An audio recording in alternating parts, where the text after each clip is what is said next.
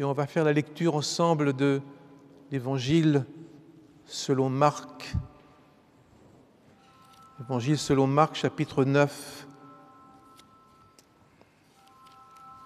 Ah, il y a des téléphones qui se réveillent. Il est trop tard, le culte est commencé. Marc 9.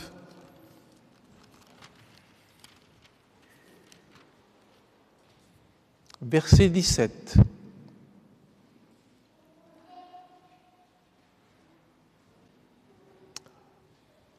« 9-17. Un homme de la foule lui répondit, parce qu'il avait demandé « De quoi discutez-vous avec eux ?» Un homme lui répondit « Maître, j'ai amené auprès de toi mon fils, qui est possédé d'un esprit muet. En quelque lieu qu'il le saisisse, il le jette par terre, et l'enfant écume, grince des dents et devient tout raide. J'ai prié tes disciples de chasser l'esprit, et ils n'ont pas pu. » Race incrédule, leur dit Jésus, jusqu'à quand serai-je avec vous? Jusqu'à quand vous supporterai-je? Amenez-le-moi. On le lui amena. Et aussitôt que l'enfant vit Jésus, l'esprit l'agita avec violence.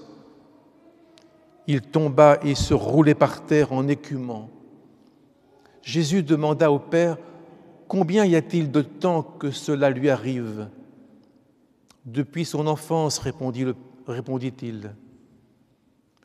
Et souvent l'Esprit l'a jeté dans le feu et dans l'eau pour le faire périr. Mais si tu peux quelque chose, viens à notre secours, aie compassion de nous. » Jésus lui dit, « Si tu peux, tout est possible à celui qui croit. » Aussitôt, le père de l'enfant s'écria, « Je crois, viens au secours de mon incrédulité. » Jésus, voyant accourir la foule, menaça l'esprit impur et lui dit, « Esprit muet et sourd, je te l'ordonne, sors de cet enfant et n'y rentre plus. » Et il sortit en poussant des cris et en l'agitant avec une grande violence. L'enfant devint comme mort, de sorte que plusieurs disaient qu'il était mort. Mais Jésus, l'ayant pris par la main, le fit lever. Il se tint debout. On va arrêter la lecture ici. Que ta parole, Seigneur, ce matin, réponde à notre attente et qu'elle éclaire le chemin qui est devant nous. Voyez-vous cet enfant qui est bousculé dans la violence, me fait penser à toute la puissance du mal, toute la puissance du diable qui s'oppose à nous souvent et qui nous jette par terre, qui veut nous faire périr, et le mot exact, qui veut nous faire disparaître. Pendant la guerre, on voulait faire disparaître complètement les Juifs, qu'il n'ait plus de nom, plus de visage, plus rien, plus de traces, plus de livres, plus de maisons, rien, qu'il ne reste même pas de souvenirs. On veut faire disparaître le peuple de Dieu en ce temps-là. Mais Jésus est sur la montagne avec 3 de ses disciples, Pierre, Jacques et Jean, et là, Jésus est transfiguré. Il a changé de visage, il a changé d'aspect. Il est dans une beauté, une lumière absolument celle de la résurrection.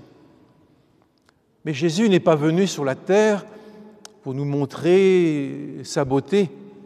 Il est venu pour donner de la beauté au monde, pour transfigurer le monde, pour changer le monde. Il n'est pas venu seulement se montrer, il est venu nous retirer de notre détresse, parce qu'aujourd'hui, sans lui, nous ne pouvons rien faire, rien.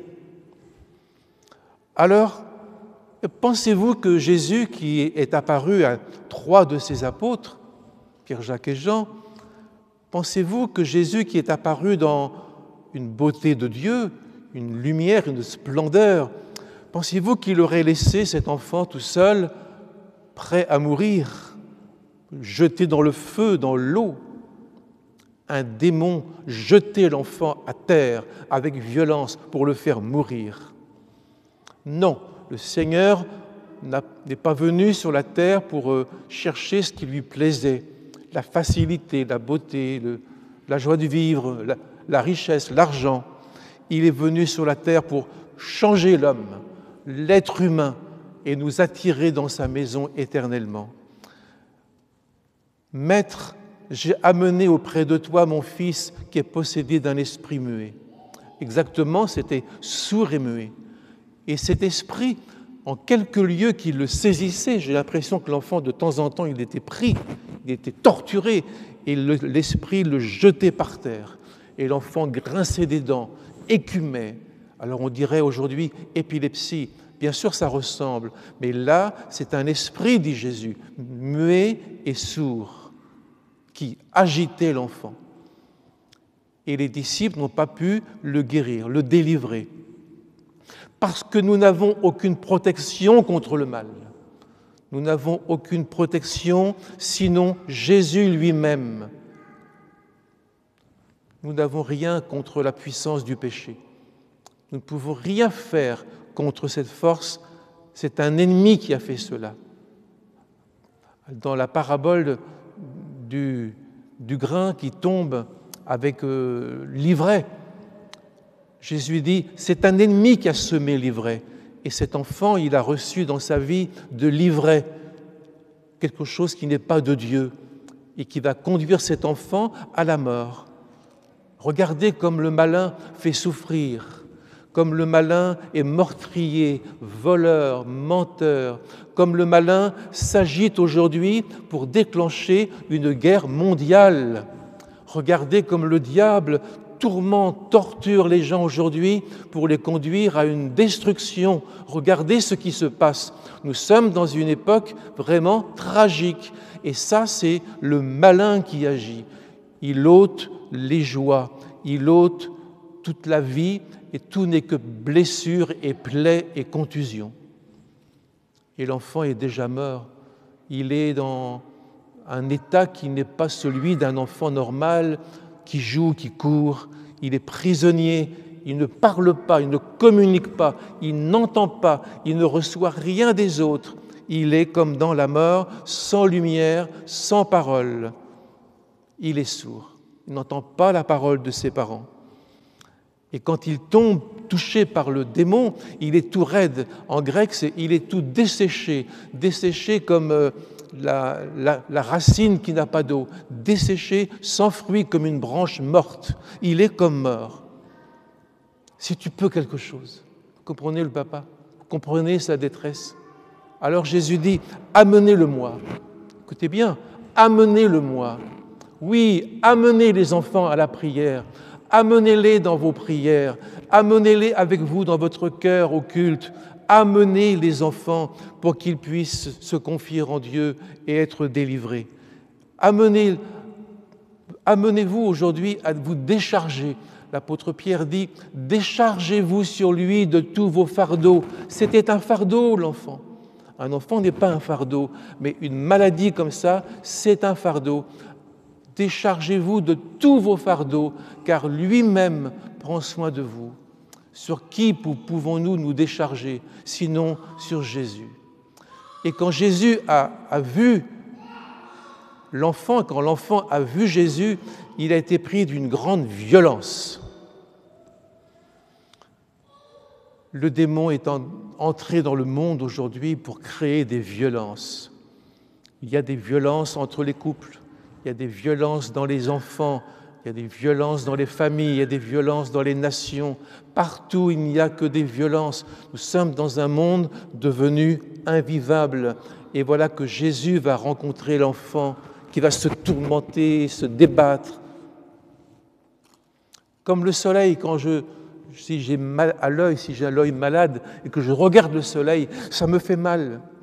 Et l'enfant, là, quand il voit Jésus, il a mal, il se défend, il se débat, parce qu'il n'est pas du même monde que Jésus. Et le démon connaît Jésus, il connaît le libérateur. Il disait souvent, « Je sais qui tu es venu pour nous perdre. » C'est comme cela que parlaient les démons, « Tu es venu pour nous perdre. » Oui, il est venu pour lier les démons. Alors, regardez bien cette histoire et pensez bien à vous aujourd'hui, peut-être avec vos enfants, mais aussi à la situation du monde. Depuis combien de temps cela lui arrive? Le Seigneur nous demande la durée de la maladie. C'est important, la durée de la maladie, parce que ça montre des mois de souffrance, des années de souffrance dans le cœur des parents. Parce qu'une maladie d'un enfant, celle-ci c'est particulier, ce n'est pas une maladie, c'est une possession, mais une détresse d'un enfant, elle est portée par les parents aussi longtemps qu'il le faudra. Depuis combien de temps cela lui arrive? Dans l'Évangile, on nous parle de l'homme qui était couché depuis 38 ans sur un grabat à la piscine de Bethesda. On nous parle de cette femme atteinte d'une perte de sang depuis 12 ans. On nous parle d'une petite fille qui meurt à 12 ans. On met des dates, on met du temps, parce qu'une maladie, ça représente parfois des mois et des années de souffrance, d'angoisse, d'attente, d'espérance de la part des parents. Et souvent, l'esprit l'a jeté dans l'eau et dans le feu. On a l'impression qu'il y avait de l'eau et du feu pour jeter l'enfant dedans. Quelle détresse! Alors, si tu peux quelque chose, aie compassion de nous. C'est une prière qui n'est pas tout à fait juste, parce que le Seigneur, il peut tout. Si tu peux quelque chose, si tu peux, le Seigneur peut tout. Si tu peux, mais je pense que le Seigneur n'a pas de mépris pour nos prières maladroites, nos prières qui ne sont pas très justes. Le Seigneur voit d'abord la souffrance de l'humanité d'aujourd'hui. Et quand je vois des gens qui me disent « nous faisons des prières à cause de la situation du monde », je pense que leurs prières ne sont peut-être pas parfaites, mais le Seigneur connaît toutes choses. Il n'a aucun mépris pour les misérables, aucun mépris. Il a tant aimé le monde. Il a tant aimé le monde, son amour est infini, sa grâce est infinie. Dieu ne s'arrête pas à ce qui pourrait décourager les gens. Dieu ne s'arrête pas, il va jusqu'à nous, il nous prend la main pour nous relever. Mais il ne faut pas rester dans l'ignorance. Si tu peux quelque chose, comme si Jésus ne pouvait pas, ou très peu, il ne faut pas rester dans l'ignorance. L'ignorance conduit à l'endurcissement du cœur. L'ignorance nous rend aveugles et avec l'ignorance, nous nous trompons, nous ne savons pas reconnaître notre droite, notre gauche, comme les habitants de Ninive. Avec l'ignorance, nous divagons. Alors le Seigneur dit, écoutez la voix du Seigneur et sinon vous iriez à droite, vous iriez à gauche, vous ne savez pas, vous êtes superstitieux, vous ne savez pas ce qu'il faut faire et croire. Écoutez la voix du Seigneur, c'est le chemin droit, le chemin, tout est tracé d'avance. Alors, si tu peux quelque chose, si tu peux, mais c'est le Créateur. Mais le Christ a tout créé, il est l'auteur de toutes choses. Et tout est possible au Seigneur. Voilà la foi des enfants d'Israël qui avaient perdu cette vivacité des premiers temps, comme nous peut-être parfois par rapport à notre conversion, nous avons perdu, nous ne sommes plus les mêmes, nous avons des doutes, des réflexions, nous réfléchissons et pendant ce temps-là, nos enfants vont mal. Notre Église a besoin d'hommes et de femmes de prière qui se tiennent devant Dieu, des frères et sœurs âgés, des frères et sœurs jeunes qui se tiennent devant Dieu pour dire « Seigneur, secours-nous, viens à notre secours ». Si tu peux quelque chose, Jésus a accepté cela. Il a accepté, mais il n'a pas dit « mais tout est possible au Christ, mais tout est possible à Dieu ». Il n'a pas dit « il n'y a rien d'impossible au Seigneur ». Qu'est-ce que tu racontes là? Non. Il a dit « tout est possible à celui qui croit ». Pas seulement à Dieu, à toi si tu crois. J'ai l'impression que le Seigneur nous dit « mais vous avez dans la prière un pouvoir, vous avez les clés, vous avez le remède, vous avez la réponse. Dans votre prière, il y a la clé de la suite de votre histoire avec vos enfants. Dans votre prière, tout est possible à celui qui croit. Alors, deux choses sont en ligne là. La première, c'est la puissance de Dieu. Et la deuxième, c'est la foi. La foi est une puissance qui accueille, qui reçoit. Au commencement, le Seigneur nous a appelés à exercer notre foi parce que la foi est une puissance qui nous permet de recevoir la puissance de Dieu. Alors que Dieu vous bénisse, frères et sœurs. Amen. Que Dieu soit avec vous. Et le Seigneur, il a chassé le démon de l'enfant. Il a chassé pour séparer les ténèbres de la lumière. Au commencement du monde, Dieu a séparé les eaux d'en haut, les eaux d'en bas, les ténèbres et la lumière. Il a séparé. Et je crois qu'il faut séparer. C'est le but de l'Évangile. Nous conduire à une séparation, une repentance, un changement, afin que nous ne restions pas sous le règne et le pouvoir de Satan. Et Jésus va donner une parole qui va séparer l'enfant de cette puissance qui le torture. Sors de cet enfant et n'y rentre plus. N'y rentre plus, ça veut dire ne reviens plus. Car si nous ne continuons pas notre conversion, le mal va revenir. Si nous sommes baptisés mais que nous revenons à nos anciens péchés, le mal va revenir. Être chrétien, c'est être chrétien toujours. Être chrétien, c'est garder nos mains dans ses mains et dire « Seigneur, parle, ton serviteur écoute. Je resterai avec toi. Tant que tu seras là, je ne bougerai pas. » Et cet enfant n'y rentre plus, cette parole, mais une séparation par rapport à sa vie de torture, une séparation, le mal ne va pas revenir. Frères et sœurs, soyons bien près du Seigneur pour que ce que nous avons vomi d'hier, les choses mauvaises, ne reviennent plus, ne reviennent plus dans notre foyer, dans notre couple, dans notre vie. Le Seigneur ne laisse pas l'adversaire revenir. Et là, nous avons une véritable résurrection. L'enfant s'est agité avec une grande violence, comme le mal est violent avec nous, comme le monde est violent, comme les choses se passent difficilement. Il l'a agité avec violence à un tel point que l'enfant est tombé et il était comme mort. C'est vrai qu'il était comme mort, parce qu'il était dans une détresse qui était l'obscurité, la mort, le désir de mourir. Cet enfant, depuis qu'il est né, depuis sa petite enfance, il ne chante pas, il n'écoute pas la voix des enfants qui chantent, il n'est pas sur les chemins pour chercher les libellules et cueillir des fleurs. Depuis son enfance, il ne pense qu'à une chose, mourir, mourir. Il veut mourir. Cet enfant, il veut se jeter dans un puits, dans une rivière, dans le feu, il veut mourir. Et ça, c'est la détresse de ses parents. Mais aujourd'hui, nos enfants, je ne dis pas qu'ils veulent, mais ils vont vers la mort, s'ils n'ont pas le Christ avec eux.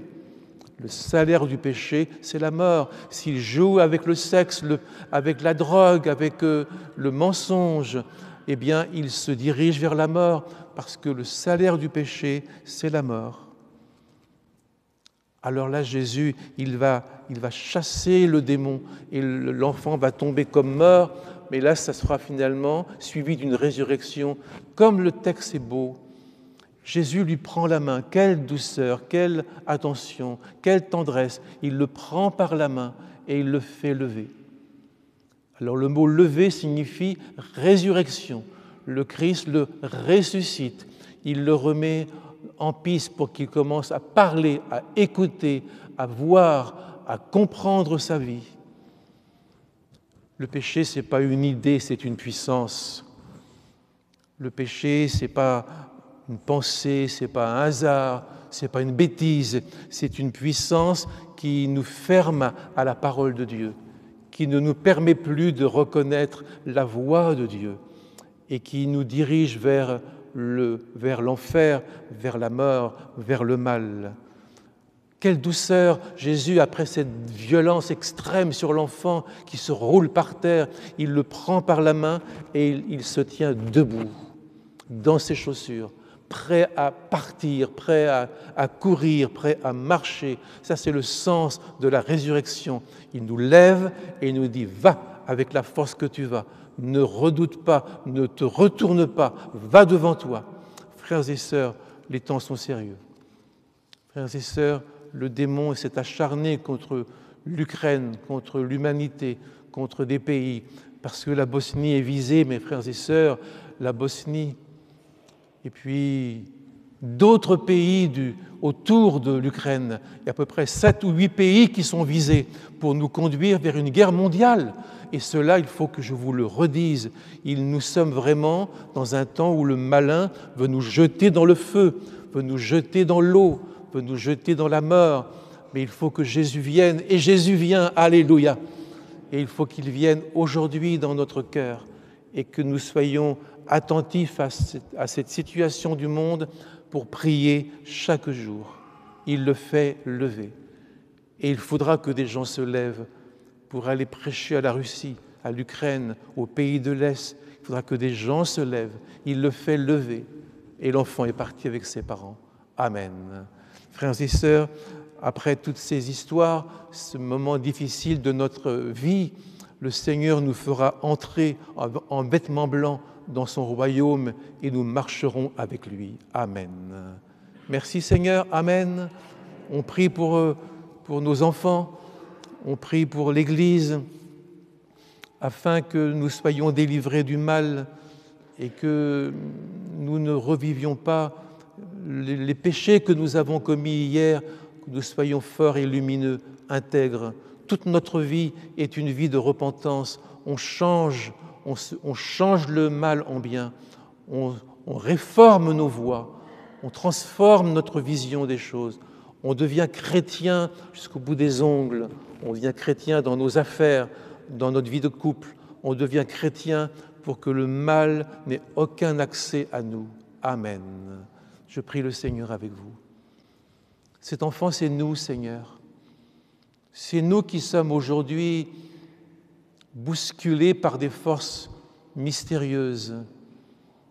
Cet enfant, Seigneur, c'est notre histoire d'aujourd'hui, avec l'incertitude, comme si quelque chose nous poussait vers la mort, vers la destruction.